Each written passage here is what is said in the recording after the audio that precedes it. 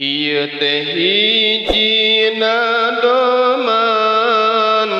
tentang indung nu teladan anu teras diriweuhan sabarna taya bandingan diibakan diwadakan dihuapan diinuman disimbutan dikekepan mun ateuleun digaroan kitu indung kanyaahna ka anak taya watesna dupi anak dewasana indung teleungit nyaahna indung terus ngadoana ngadoakeun ka anakna sangkan salamet anakna di dunia jeung akhiratna tapi mun indung teu damang anak mah tara hariwang indung ceurik nahan nyeri tapi anak teu paduli teu inget kana jasana indung sakitu capekna ngurusan ti orokna dugikeun ka geus balekna 8 bulan kandungan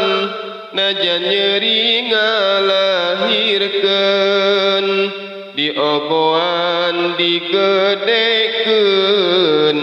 tos dewasa ditikahkeun ka anak cing bararisa ka indung mulyakeun jasa najan teu sakumaha minimal tong nganyerikeuna manah indung dibungakeun hirup indung disenangkeun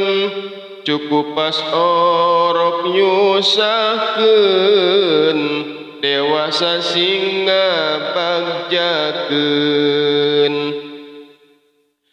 cerik indung tiap penting demi ngurusna anaking kajen capek teu dirasa asal anak sare tibra timimiti anak lahir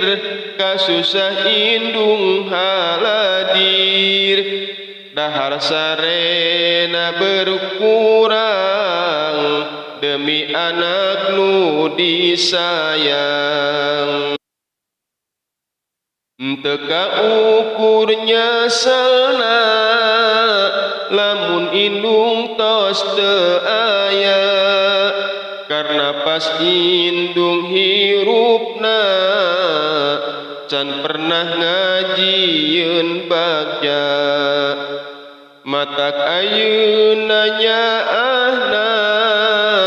mumpung aya kasempatan karasa mah teu kubatur lamun indung geus dikubur syairan ieu diserat khususna pikeun nasehat wahai dulur jeung